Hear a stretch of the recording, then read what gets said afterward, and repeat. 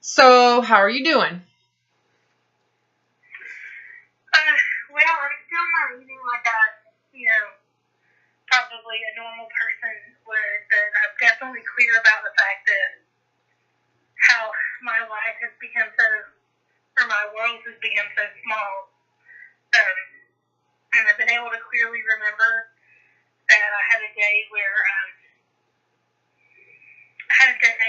I just was basically spent the whole day like just eating, or not the whole day, but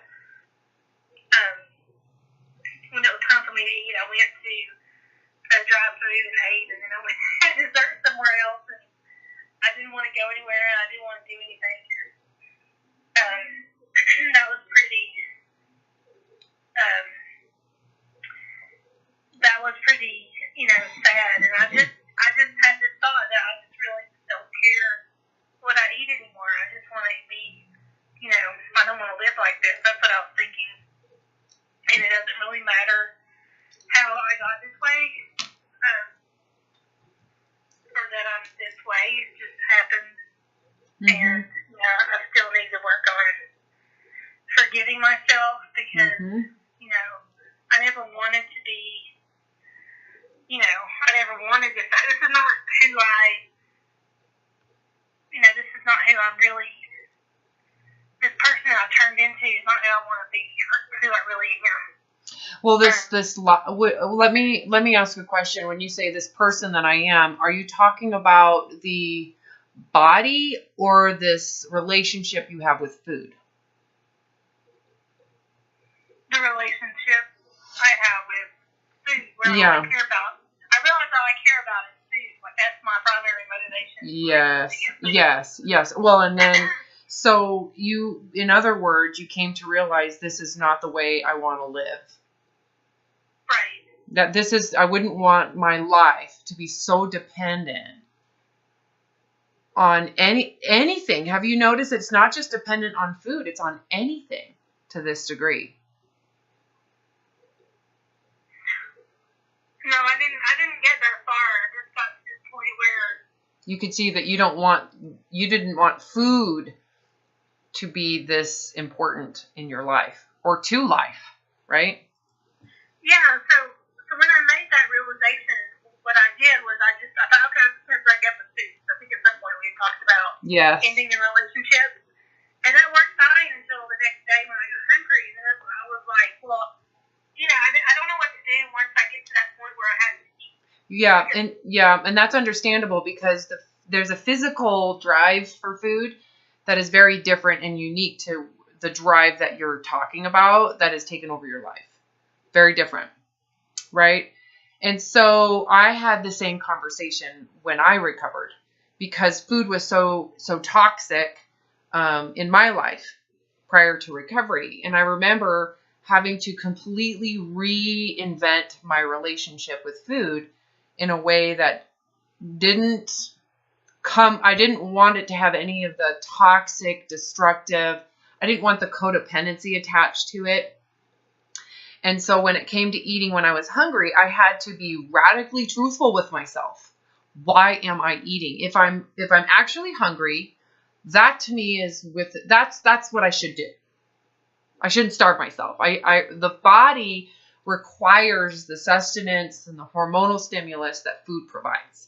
So, but that is different, a different reason to eat. Don't you agree? Than hiding from fear. Hiding from embarrassment. I'm eating to hide from embarrassment. I'm eating to avoid something I'm feeling vulnerable with, right? Those are different. That's a different relationship with food. Would you agree? Well, that's how. Yeah, I mean. Okay, so what we're divorcing isn't food. You're not divorcing food. You're divorcing the dysfunctional relationships that you have used food for. So you're divorcing from hiding from fear. You're never going to hide from fear again, right? So remember when I just said a little bit ago, you've realized that you don't like who you've become. I rephrased it to say you don't like this relationship with food. And I also said to you, and realizing that you do not want a relationship that is so needy that life depends on to this degree. So what I'm trying to help you see is that it's not the food, it's how you've related to it and to the degree that you've used it.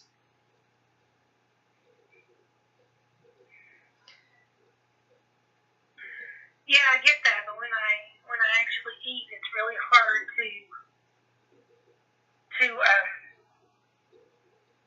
to make the distinction because it feels like. Yeah, well, that's what I would expect for you being so fresh to this, right? It's like being a baby. Do you feel that? You should almost feel that way. Like, I'm a baby. Like, how do I do this? Yeah, I don't know how to do it. Yeah. So don't you agree that's understandable coming from the fact that you've just spent an entire lifetime having such a codependent relationship with food? That if you remove the codependency, that you're going to feel like, how do I do this? Like, I don't know how to do it. There's no relationship in comparison for you to know the difference other than the extreme restrictions that you've done in the past, right? Because we're not going there either. We're going into how do you relate to food without restriction and without all of this codependency, right? Yeah, so I guess that would be my question to you is what do I do now? Well, first of all, can we take a second and celebrate? Okay, it doesn't feel like celebrating because I feel, You know, like have a debutante party where you're single now. I mean, this is all very big. This is all very big deal. It would be so much easier if I could just never have to eat again. Well, the thing of it is that the state of that your body's in right now is probably incredibly inflamed. And what do you think your need for food is right now? It's probably very small.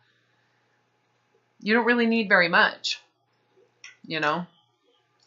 So, and what I do want you to recognize as well, maybe this is what my role is right now for you in terms of how to guide you, is to give you the grace to figure this out. There's no perfection at this point, right? If you're done with that role in that relationship with food, if you're done with this codependent relationship to food, do you really need to know how to eat perfectly right this second?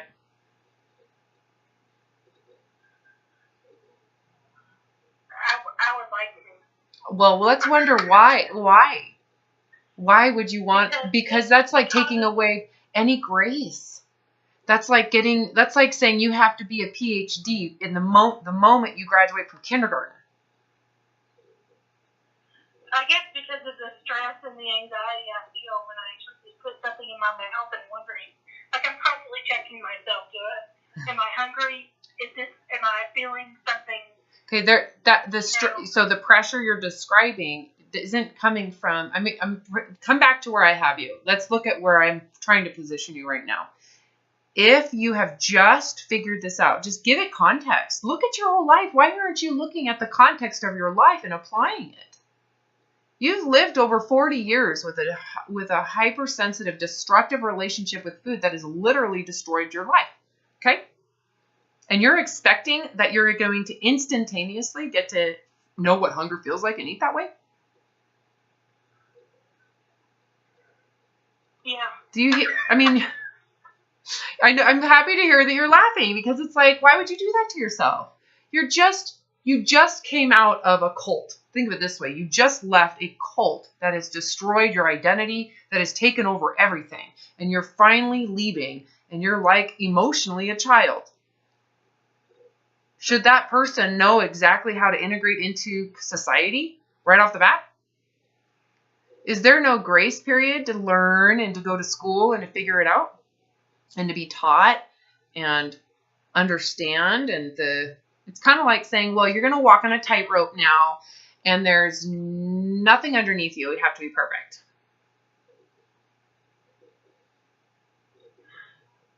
Well, I get what you're saying. It's just that I just feel so just out of it physically that it's hard to. Oh, I see what's driving this. It's your body problems, not your actual desire to fix your relationship with food. Do you see how this is starting to happen again? I kind of knew this. When people have this perfectionism driving their eating to hunger, it's because they physically, and in your case, physically feel like shit. But the physical feeling of shit has never stopped you from how you've related to food. So, of course, you're going to feel physically like shit. Look at how you've related to food. Of course, you're going to feel like crap. Of course, you're going to be morbidly obese. Of course, you're going to have a hard time moving. Of course. None of that is like a shock or surprise. It's a guarantee, right? Yeah. So can you, if you really want to heal right in this moment, can you afford to even do this for physical reasons? Being that the physical consequences of your relationship with food you've never really cared about it when it comes to how you relate to food. You've never really cared about your weight. It's inferior to your relationship to food. So all of a sudden you're caring about your weight again. You see how you're compensating a little bit? You're going back into kind of diet mode to some degree. If you end this relationship, just stick with me. I need you to really hone in on what I'm saying, because I'm giving you solid guidance right now. If you really, really, really change your relationship with food to where you're done eating for those emotional reasons, do you need to be perfect with your restrictive hunger scale right now? Is it all or nothing to you? So it's okay to like overeat, is that what you're saying? If you're learning to figure this out, yeah. Of course. Why isn't there any grace to learn? What I'm not telling you is to use food for those dysfunctional relationships anymore. If you eliminate those reasons, what are you stressing out about?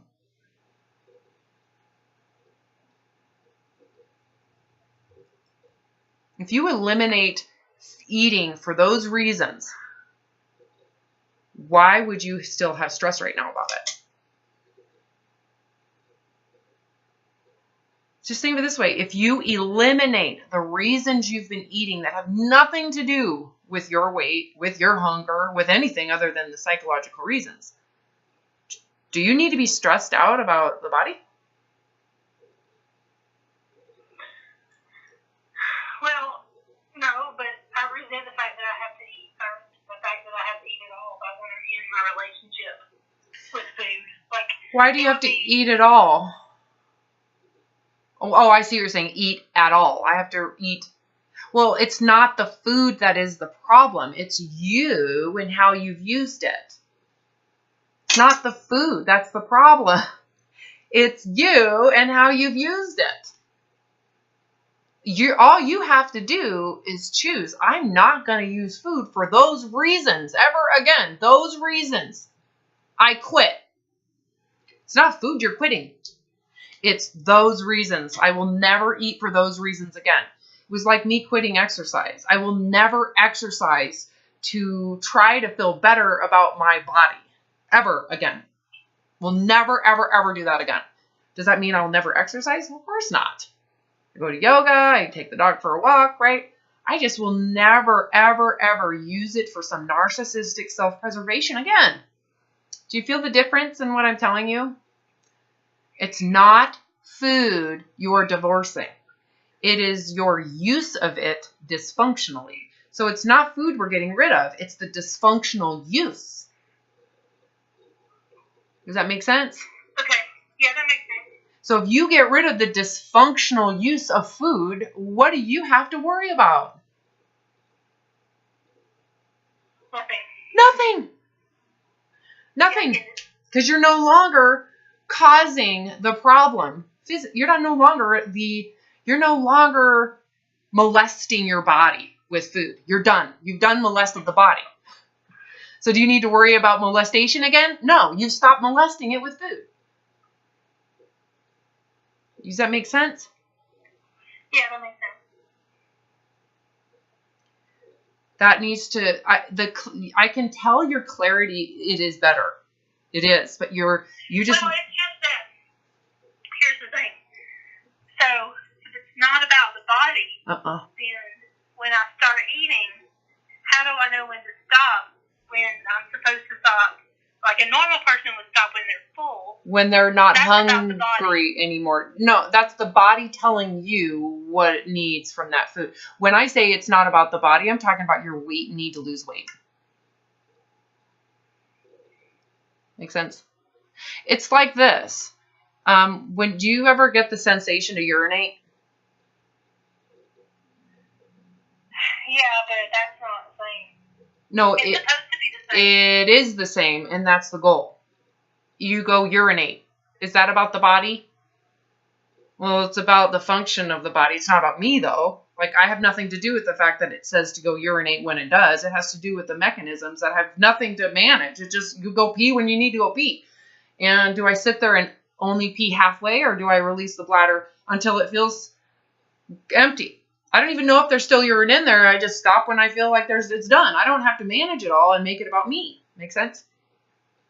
It's a communication between my brain and my body. Yeah, basically saying, okay, blood sugar's low, you probably should eat something. And then it'll tell you, if you listen, you'll find that feeling goes away. And then you stop. And then you don't have to worry about it until it comes back, and then you eat. Because there's plenty of food. You'll always have food around. Forever. So if you remove the emotional reasons that you've relied on to eat, do you really need to worry about this?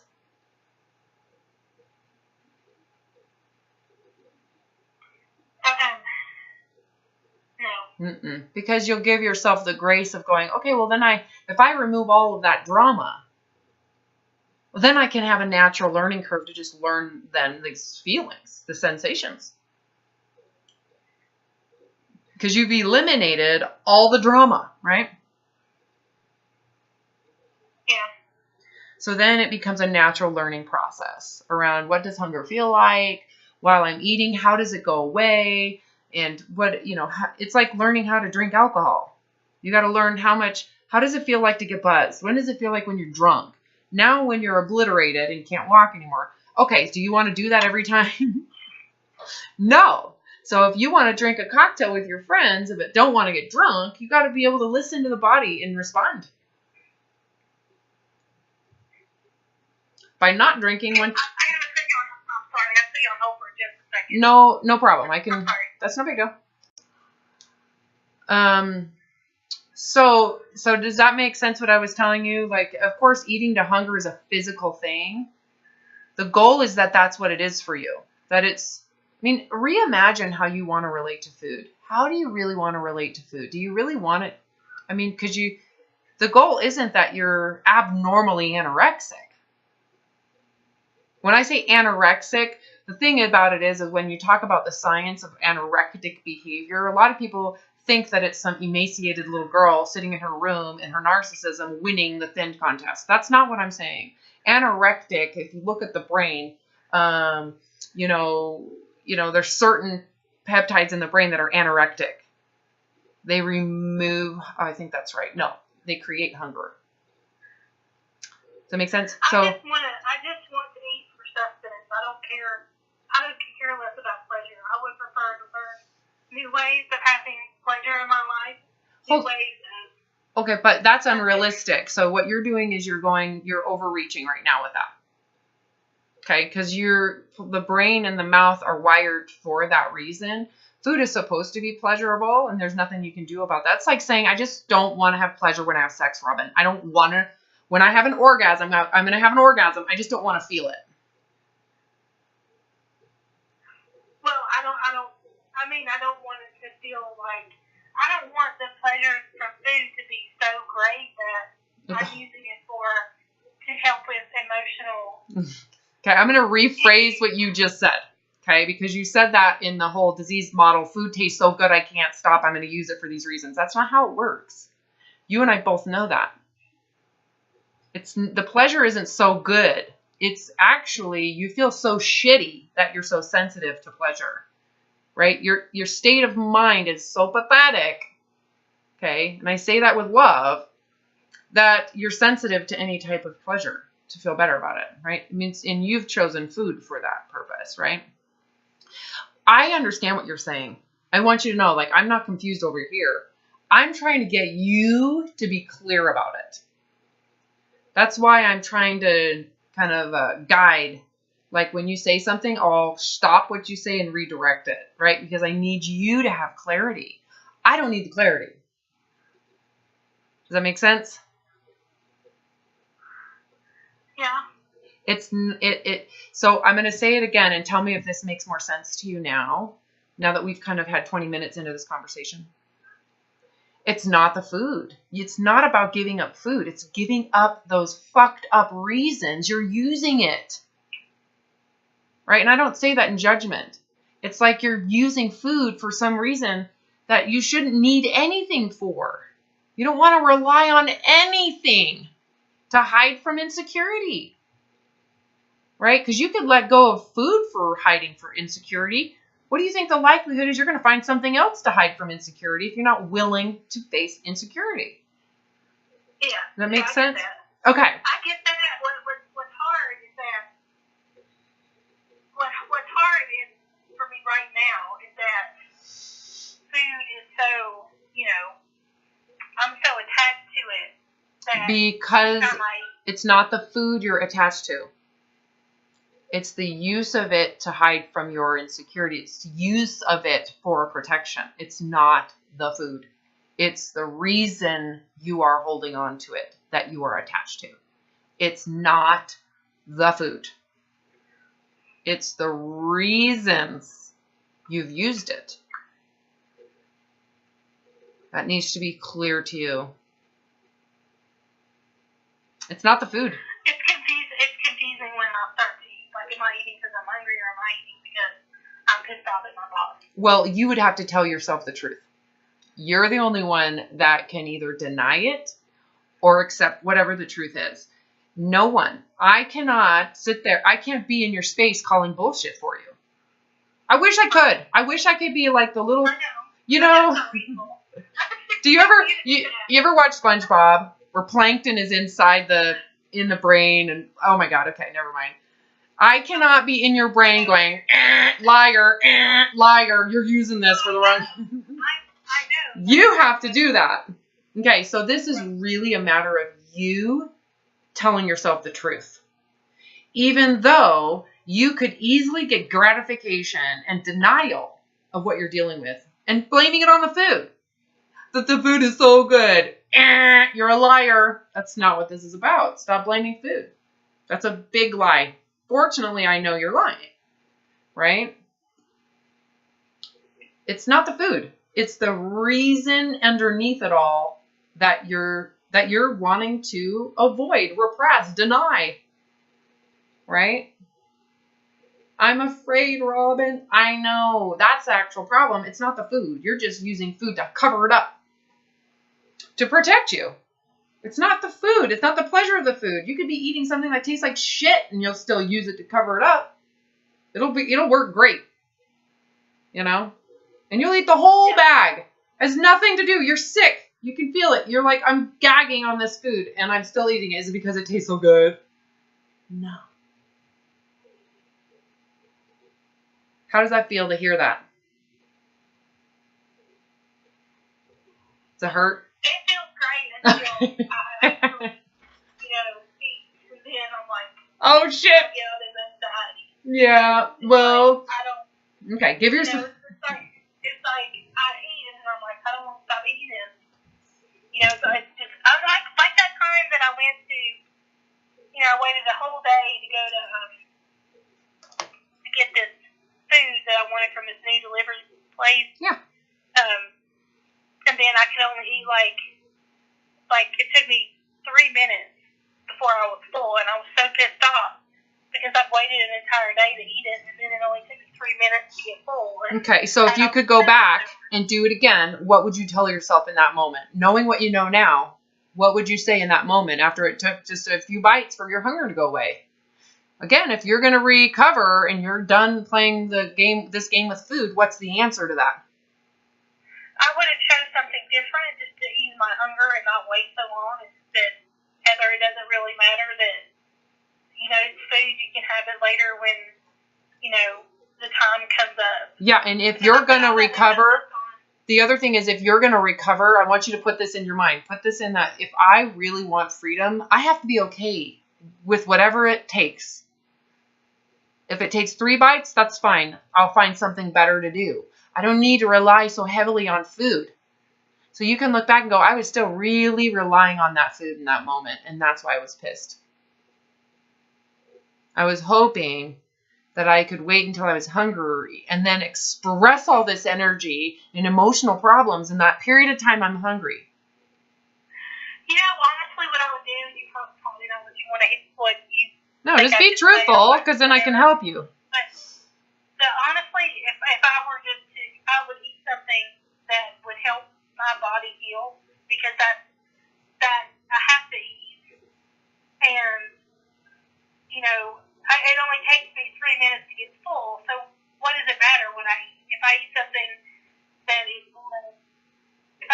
that's going to help my body heal from its blood sugar issues, its cholesterol issues, or whatever, why wouldn't I just eat that instead?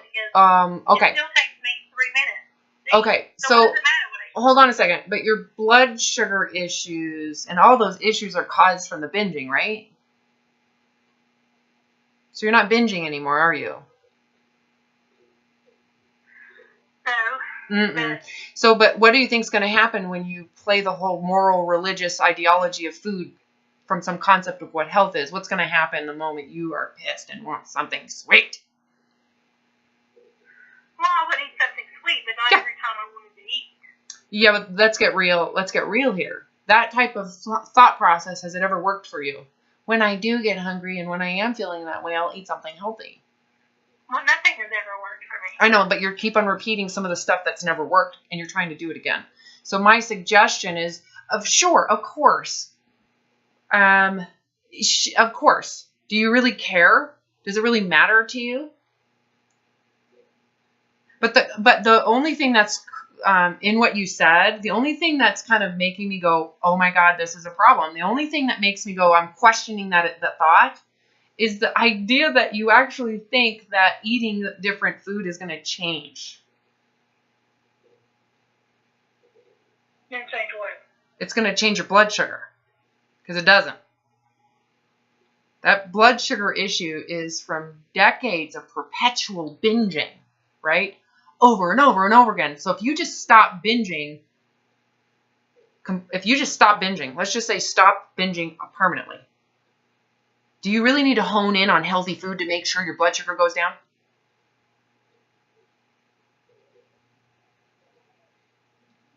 If you stop binging forever, is that not enough to stop the damages that the binging caused?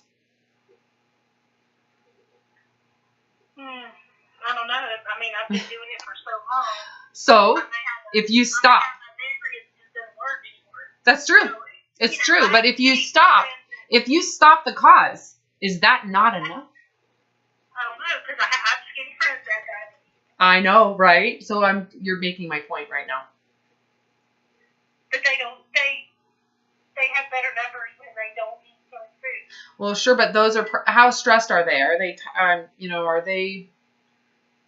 diabetes isn't about food. It's actually about the inside of the body. It's about your internal temperament. You could be stressed and your blood sugar is going to go up. You know that, right? Just by being highly stressed, they can have high blood sugar.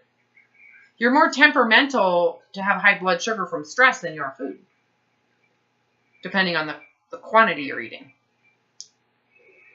So what you're saying, it's so misdirected, and it makes sense based on the diet industry's way of thinking about it, but it's never really worked for you. So I'm not going to recommend that. Of course not.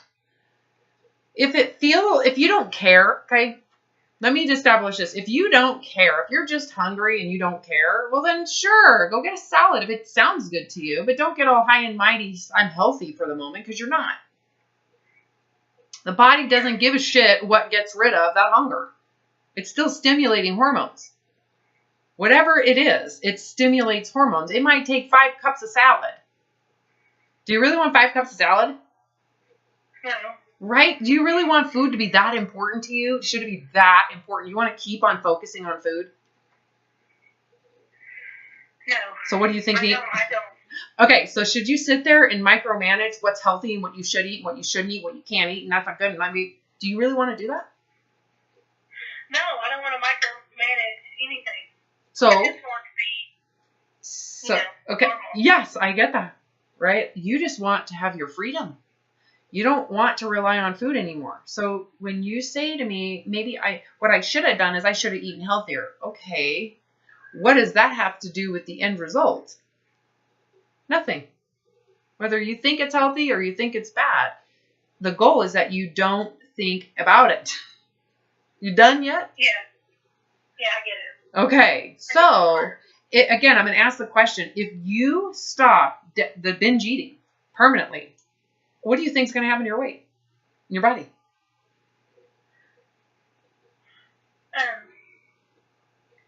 I'll lose weight. It's going to be radical.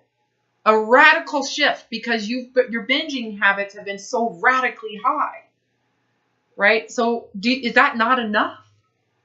Right? Do we? See that because I know, because the diet industry has brainwashed you, right? So not only do you have to just think of this for a second. I want you to get perspective. Come out of the bubble and look inside for a second.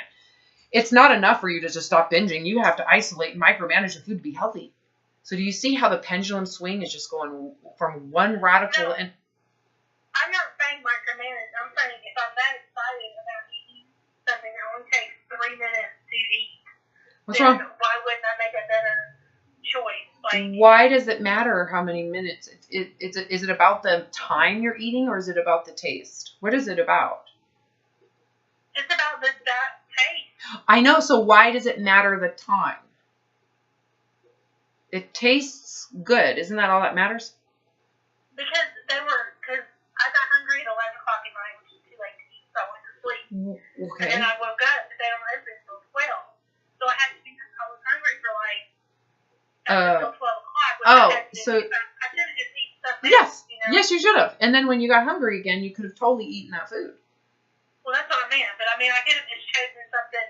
Like I had, I could have just eaten something else. Yeah, you could have had some eggs. You could have when you get hungry, you eat. Just knowing that whatever it was that you were excited to eat, it's always going to be there.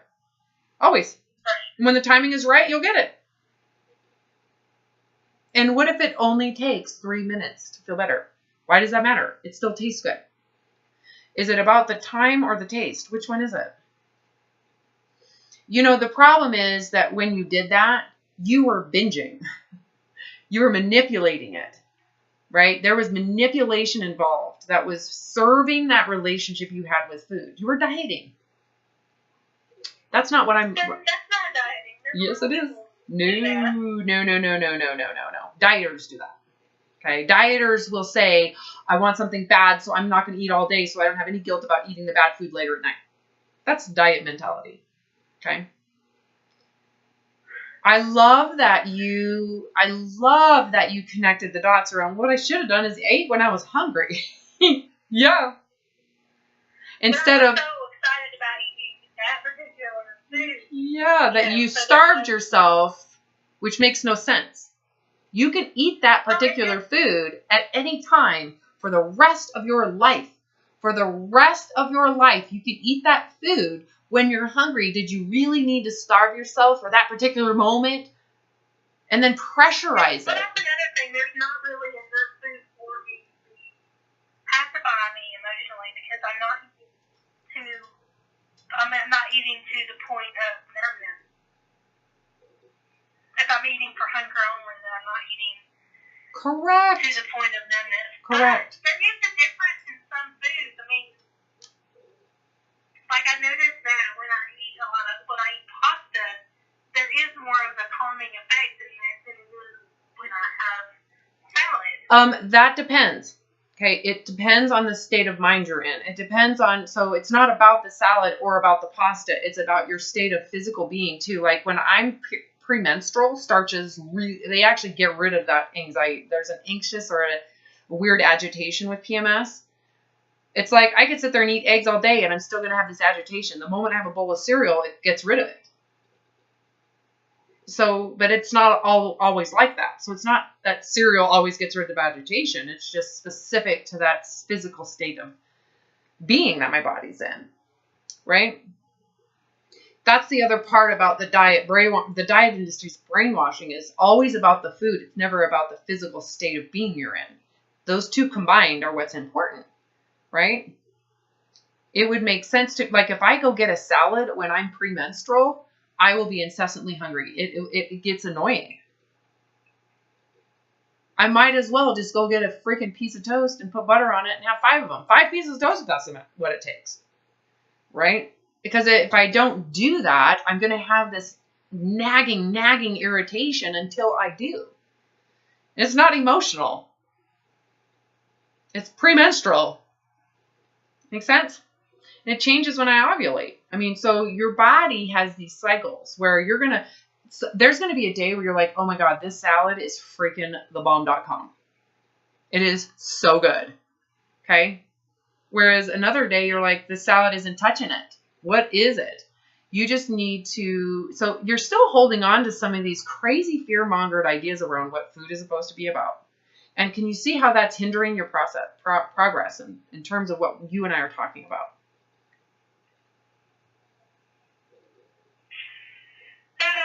Yeah, it's hard to see that because I'm so used to being in different, I know you said we talked about some of my issues, but I think I have a lot of issues. That I haven't even addressed. But, it just, like, seriously, I think your whole physical, you're starting to feel, what's that word? Remember before when you were like, you go between like, I need food, I need shit. My physical body is starting to show signs of problems. I need to get rid of food and I need to fix my body. That's what I'm hearing right now is I need to fix my body. We don't need to fix your body. We don't need to look at that. That's not the problem. That's a consequence of how destructive your relationship with food has been. If you get rid of the destructive relationship with food, the body can fix itself. Why do you need to get involved? You're the asshole ruining it. Why do you got to get involved in how it fixes it too?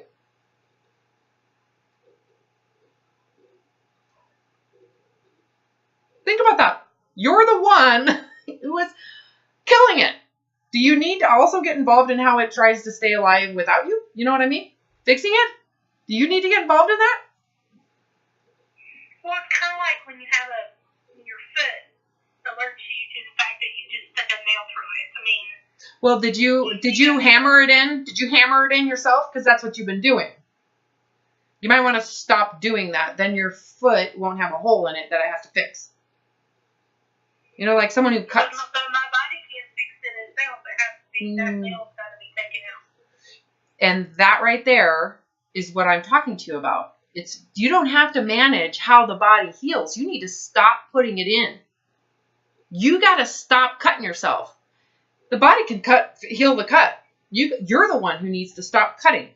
Do you need to sit there and micromanage how fast it's healing the cut? So I stop cutting. It needs to heal it right now, Robin. It's not healing fast enough, Robin. I just worry that I'm continuing to do damage when I eat stuff that's not, that everyone says you're not supposed to eat.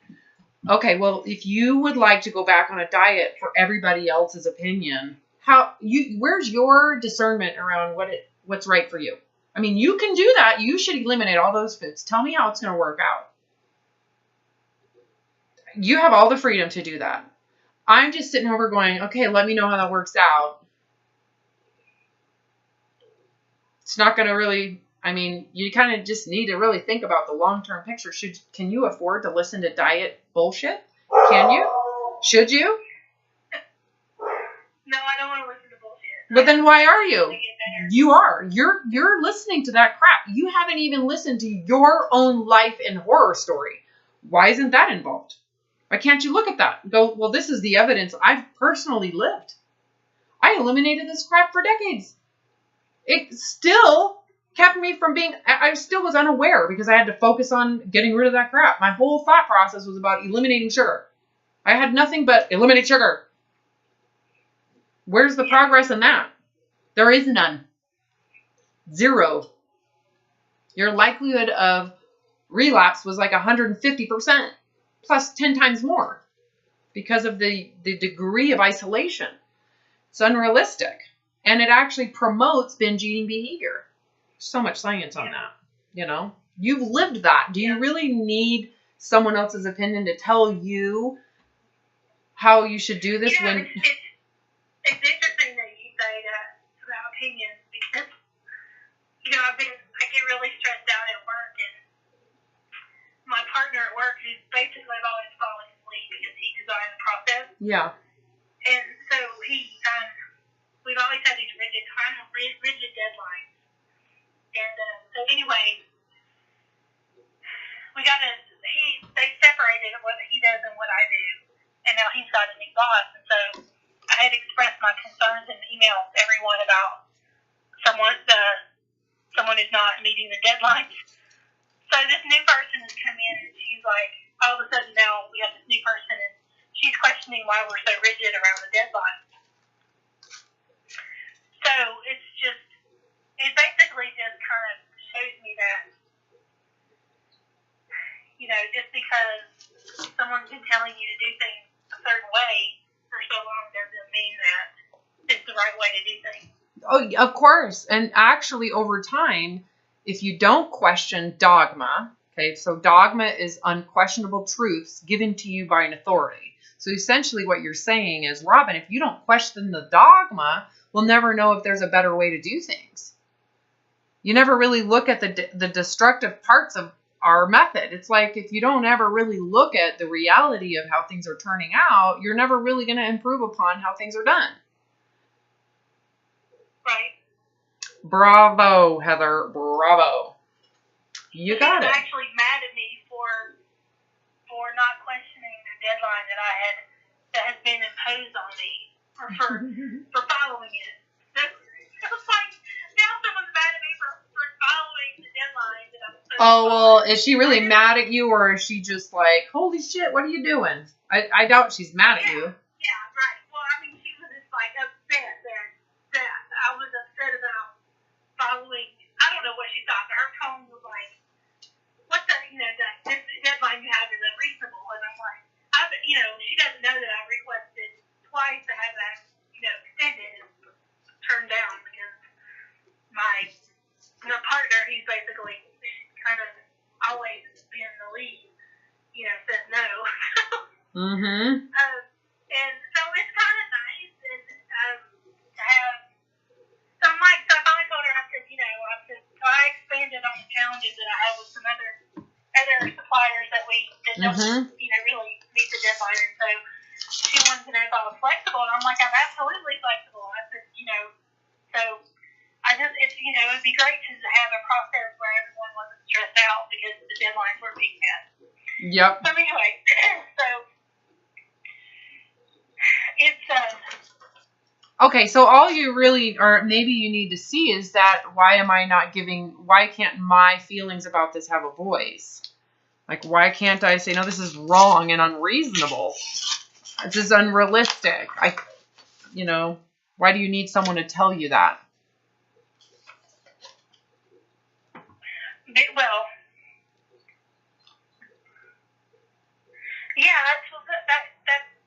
I don't know. I mean, I just feel like I said, it's kind of the same thing. I think you connected that when I'm sitting here going, you're the one who's lived in misery around this. You're the one who knows more about your circumstance than anybody else. Should you continue to listen to someone who is telling you to do what in the past has created pressure and binging episodes? Should you continue to do that? They clearly don't know, do they? No, I think to a certain point,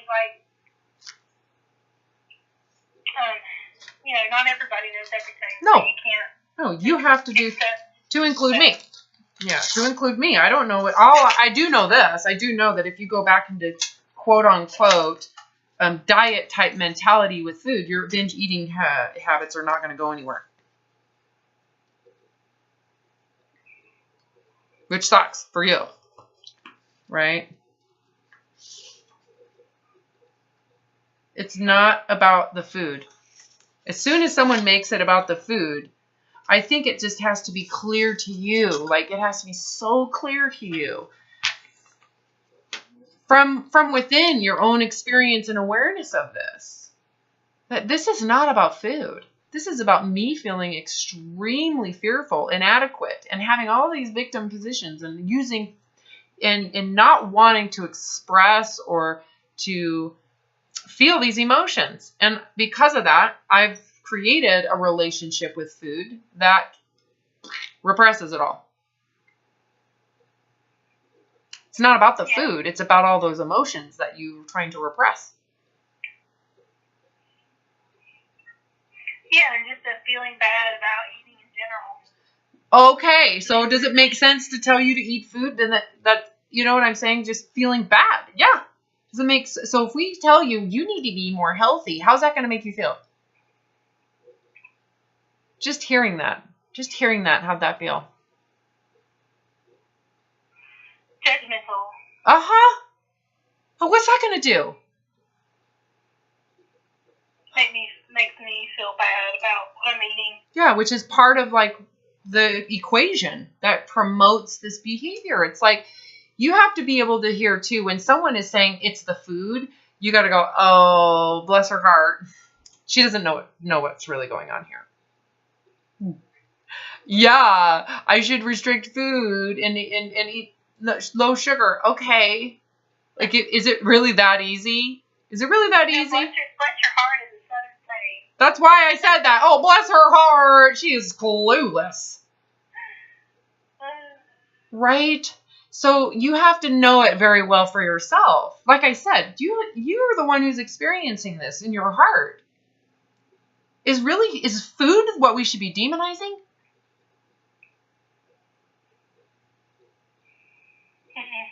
I know. That is, don't you agree or disagree? That is a complete and total distraction from what's really happening. It's not about the food. It's about the reasons why you're eating. The reasons why you're eating. It doesn't even matter what you're eating. It's the reasons why you're eating that is the problem.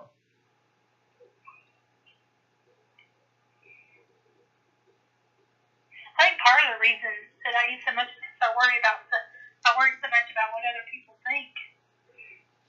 Yeah, and or that's a trigger to you feeling insecure or afraid of criticism, judgment, being seen as dumb or inferior, right? Yeah. Because it's not about everything that they think. It's about some certain ways that they think, right? Well, it's more than that. It's about losing relationships with people that I care about because I was honest with them about how I felt. Because they don't understand it, or they can't handle it, or they're not ready to accept it. It doesn't mean that I don't care about them, but because of what I say, they don't want anything to do with me anymore. Well, and if that's the truth, just go into that truth, okay? Let's just go there. Let's just imagine that you're just being yourself, you're being real, and they don't want to hang out with you anymore. Yeah. Are you willing to repress your reality and change who you are so that someone else likes you?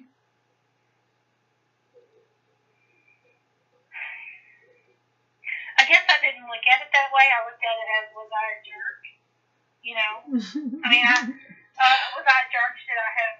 Well. Or even if even if I apologize, like sometimes they don't care. It's like I had a friend and that I was friends with in grade school. I realized, I'm not in grade school anymore, and I was, we're both children, but like I had been friends with her for 3 years, and she was talking. I don't even remember what it was, but I just remember I was really impatient that day, and I just flippantly said something, and she wouldn't talk to me anymore. Like I went back and I apologized, but she wouldn't talk to me after that. Like we were friends for 3 years. Well, it sounds like she might have. Well, you have to be able to look at this yourself and ask, is what you've done really worthy of complete and total rejection and abandonment and the stop of the relationship? I remember thinking it wasn't, but it instilled this huge feeling of fear. Like I had to be careful about what I said to people because they would abandon me. Okay, so again, I'm going to ask the question. I actually want you to answer it. Okay? If that, okay, because what you're doing, she may be psycho. She might be psychotic. I don't know. But that sounds like you're walking on eggshells, right? Like you literally have to know what she doesn't want to hear, and you better to change everything about you to make sure that she's comfortable, right? Maybe I could have said it. I can't remember. Just pause. Just stop and listen to me. Just stop and listen. Just think. Should you have to do that for anybody to like you? Essentially, you become a slave, right? I do agree. You got to go into yourself and ask, was I selfish, malicious? Did I hurt her? Did I, and not only that, but you did apologize. So you were like, there was remorse maybe, but is that something that is so catastrophic? Did she catastrophize it in any way? I mean, did you really do so much harm that she'll never talk to you again? That's what happened. Like, I know that's what happened. I want you to actually listen to my question and answer it. Did you do something that horrific that deserved that type of response? No. Okay. So maybe it's her that has the problems. Okay, I'm just saying. And you have to ask if, especially since you did apologize for whatever sensitivity she has, you apologize for her sensitivity, right? So with that said, do you really want to have friendships that require you walk on eggshells and know exactly what they need to hear, and you comply to that so that they're comfortable?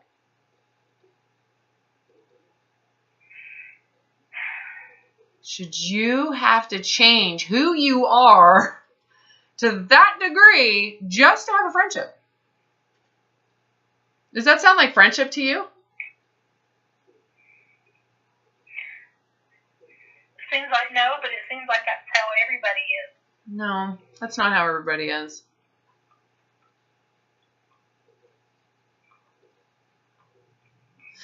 That could be your fear is what just said that. You're afraid of that. And you have to be willing to be real. You have to be willing to just be real and true to yourself. Why do you got to be real and true to someone else's opinion? Isn't that what they should be doing for themselves? Yeah. Why are you their slave?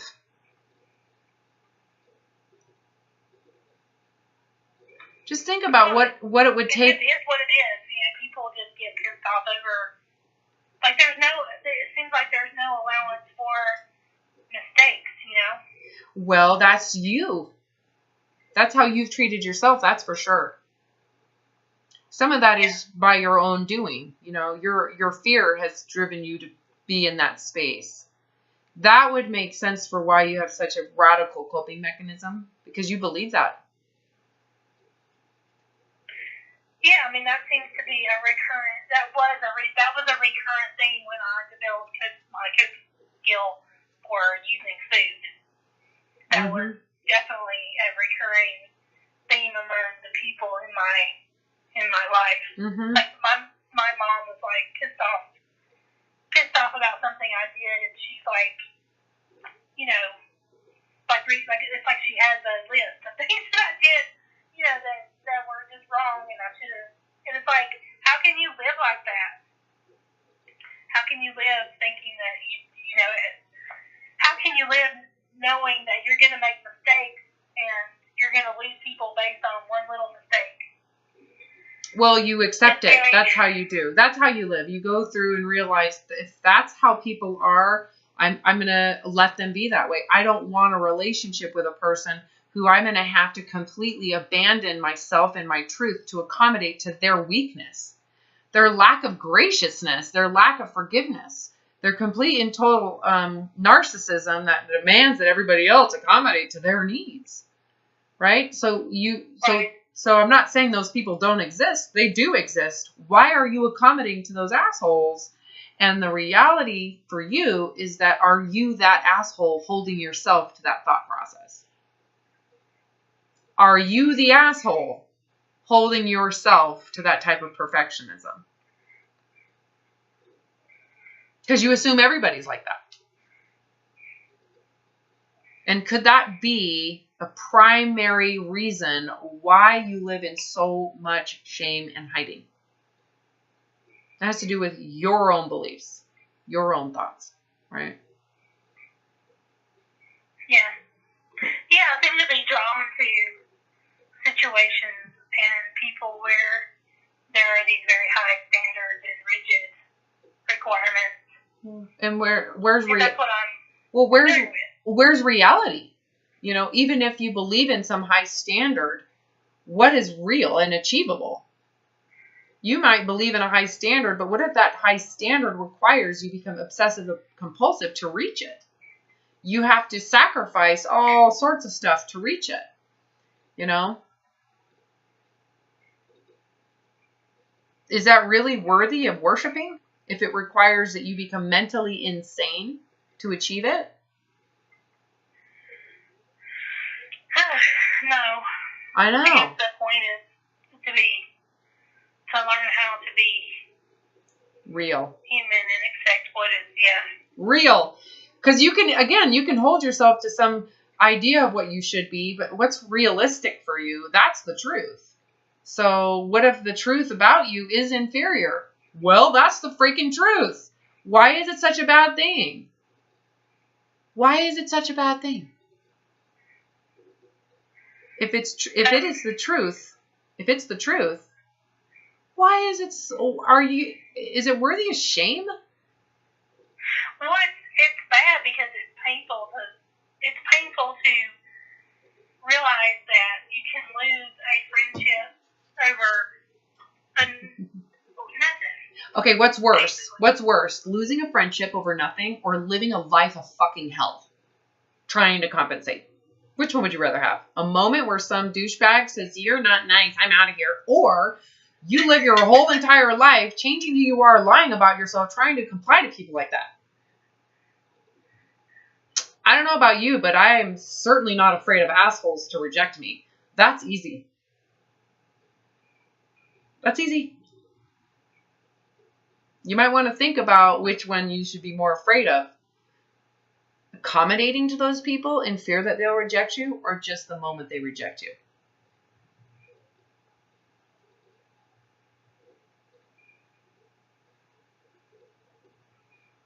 Yeah. Because that's you. Well, you've lived a life trying to accommodate to people so that they don't reject you. How's that working out? Has this been really successful? Well, I'm just isolating myself from people because I can't handle it. Yeah, how's that working for you? Has this really been successful? Well, I don't have anybody in my life, so that's kind of... So has this really been successful?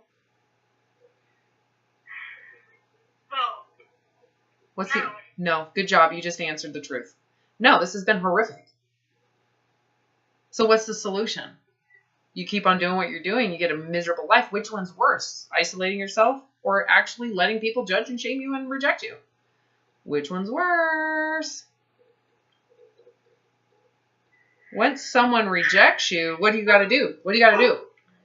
I guess those options are hard. No. You have to learn how to deal with No, both are not hard. Yes, they are. No, they're not. One seems hard. I am, and I'm trying to help you see this differently because it's nowhere close. I would rather get murdered and dismantled and have my cat eat me alive than to sit in isolation in fear of someone else's rejection. Actually, getting rejected is quite easy.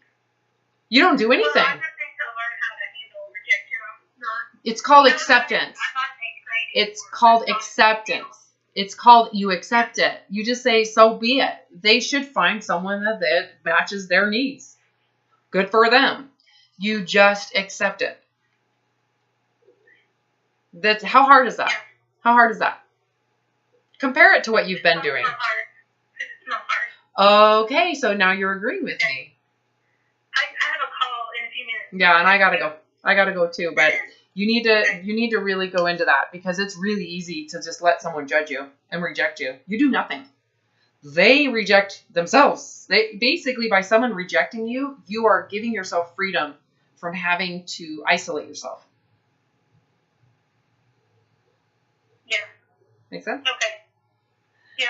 So I'd rather be rejected every day, all day long. That's easy. I do nothing. They're the ones in misery. I'm just myself. I would rather be that, right? Be yourself than to change who you are, isolate yourself to accommodate someone else's opinion. That's like being their slave. You become their slave. You're their slave in isolation. I gotta go. All right, dearie.